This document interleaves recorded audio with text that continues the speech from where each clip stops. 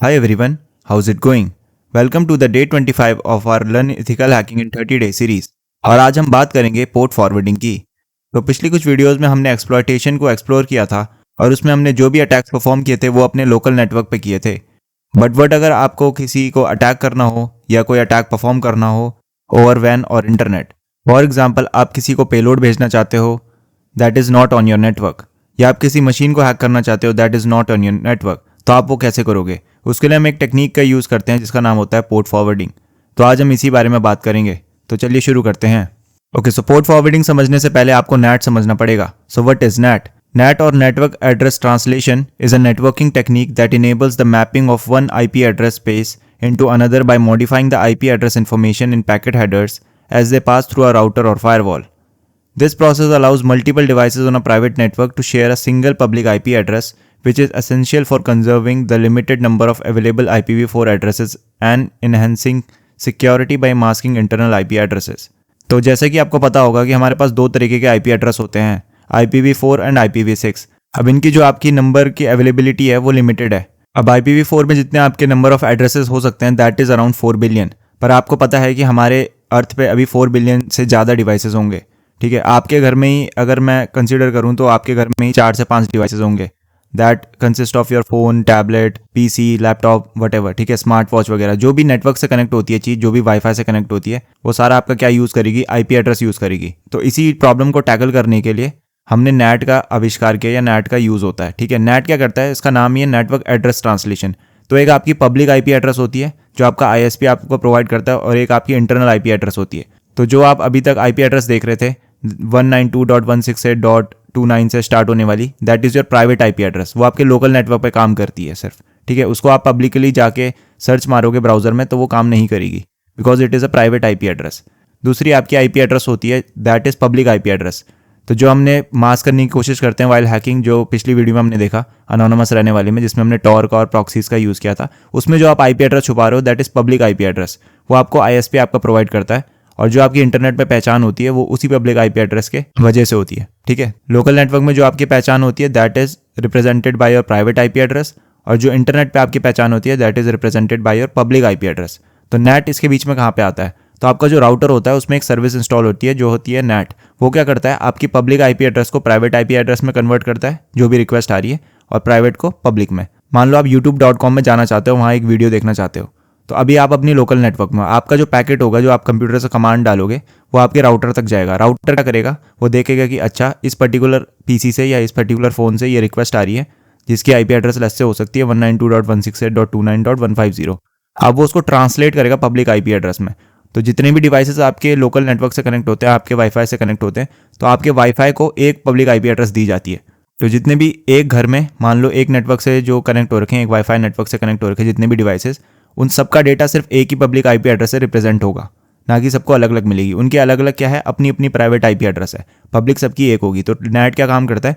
उन्हीं में से जिनकी रिक्वेस्ट आएगी उसको कन्वर्ट करेगा, पब्लिक IP एड्रेस को बताएगा, और वो पब्लिक IP एड्रेस फिर google.com या youtube.com पे जाएगी आपकी रिक्वेस्ट लेके। ठीक है, तो इस तरीके से नैट काम करता है। इसका काम ही ट्रांसलेशन का, बस जो आपकी प्राइवेट IP एड्रेस से डेटा आ रहा है उसको पब्लिक में कन्वर्ट करना या उसको पब्लिक तक पहुंचाना, और पब्लिक IP एड्रेस उसको आगे फॉरवर्ड करेगी। ठीक है, तो आगे बढ़ते हैं। So what is port forwarding? Port forwarding is a networking technique that allows remote devices to connect to a specific device within a private network by redirecting communication requests from one network address and port number combination to another. This process is essential for enabling external access to services hosting on devices behind a router or firewall, making it possible for applications like online gaming, security cameras, and web servers to function correctly. तो port forwarding एक ऐसी technique है जिसकी मदद से आप अपने router में एक पोर्ट को ऐसे फॉरवर्ड करते हो या ऐसे एक्सपोज करते हो ताकि वो इंटरनेट से कनेक्टेड डिवाइसेस से डायरेक्टली कम्युनिकेट कर पाए। तो जो आपका लोकल पोर्ट 80 है उससे कोई भी बंदा कनेक्ट होना चाहे तो वो उससे कनेक्ट हो सकता है, एंड वहाँ से आपका जो भी सर्विस इंटरनल एप्लीकेशन में रन कर रही है, इंटरनल आपके कंप्यूटर में रन कर रही है, उसको एक्सेस कर सकता है। ठीक है, नैट के केसेस में नॉर्मली ये नहीं होता, क्योंकि नैट अलाउ ही नहीं करेगा अगर आप इंटरनल को एक्सेस करना चाहोगे, क्योंकि बाहर आपकी जो आइडेंटिटी है that is your public IP address. तो अगर आप अपनी प्राइवेट IP एड्रेस से या लोकल होस्ट से कनेक्ट करने की कोशिश करोगे बाहर से वाया इंटरनेट, तो आप नहीं कर सकते। वो एक सिक्योरिटी फीचर भी है नैट का, ताकि कोई भी आपके इंटरनल नेटवर्क तक कोई भी आपके कंप्यूटर को डायरेक्टली हैक ना कर पाए। नहीं तो हैकिंग करनी काफ़ी ईजी हो जाती आपके कंप्यूटर्स की। ठीक है, अगर आपका नेट नहीं होता।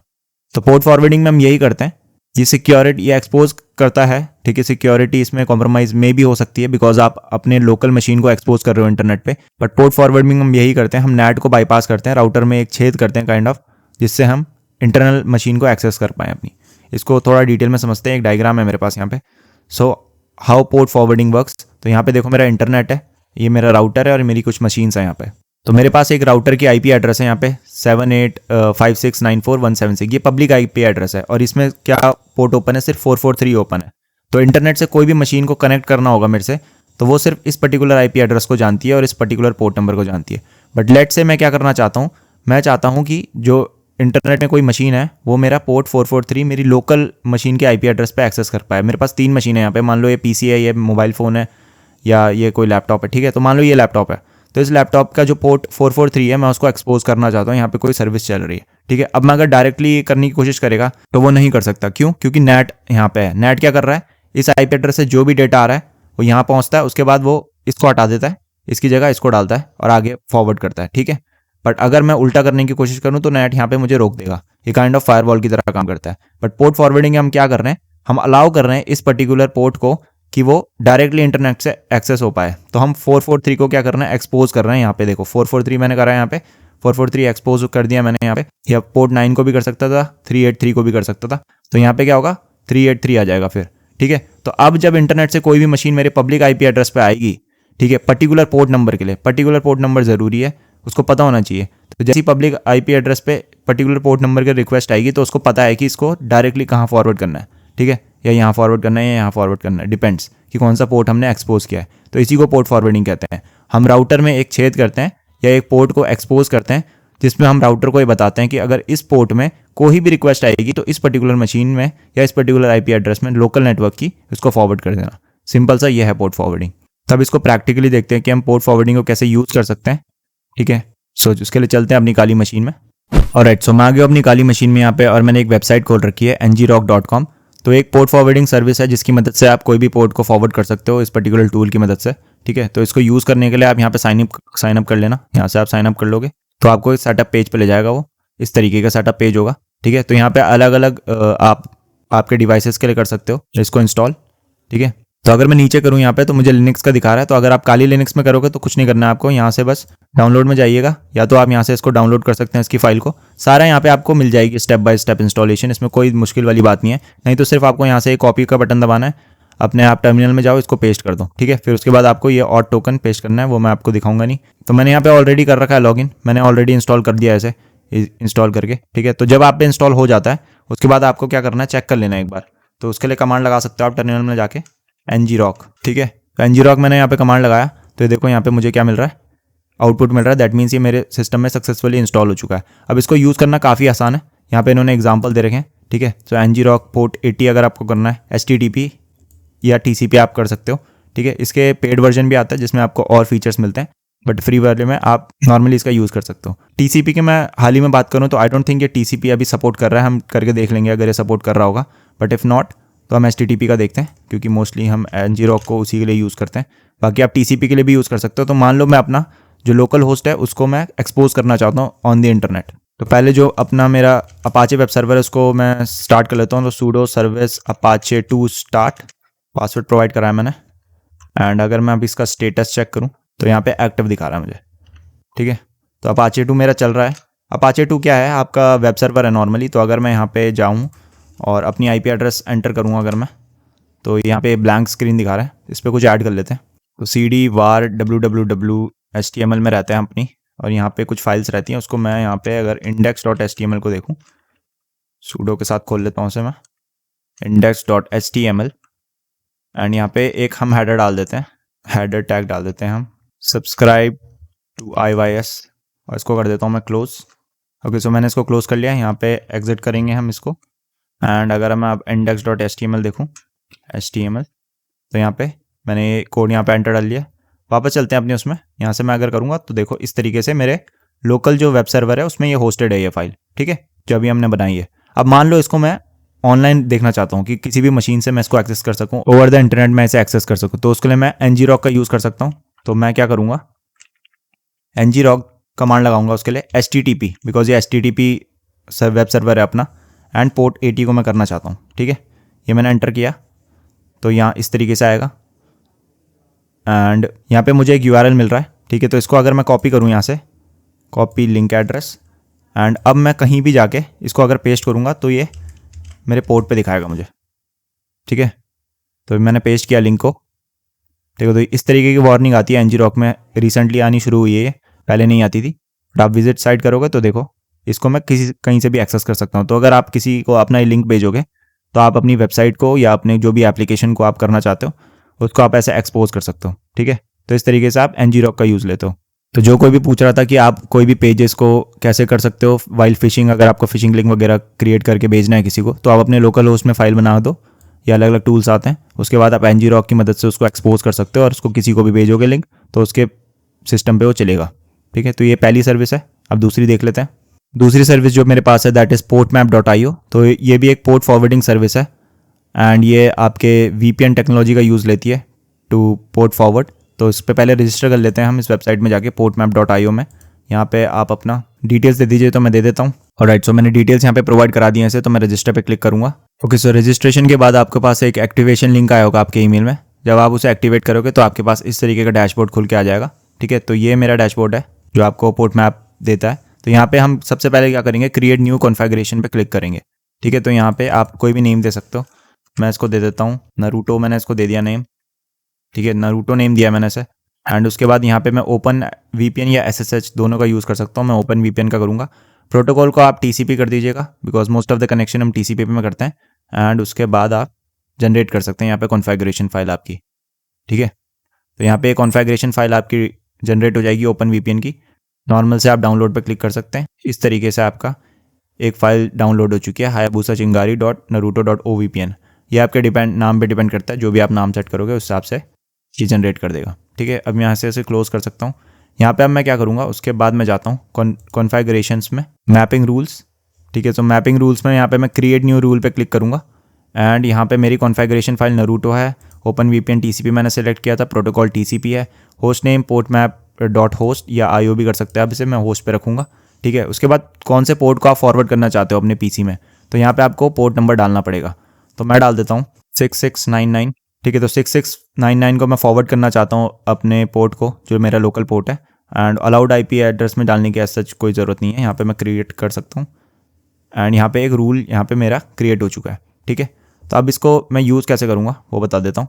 तो मैं चलता हूँ अपनी यहाँ पे एंड सबसे पहले इसको हमें इनेबल करना पड़ेगा जब भी हम यूज़ कर रहे होंगे, क्योंकि ये ओपन VPN टेक्नोलॉजी का यूज़ कर रहा है। तो ओपन VPN के लिए हम यहाँ पे कमांड लगाते हैं sudo।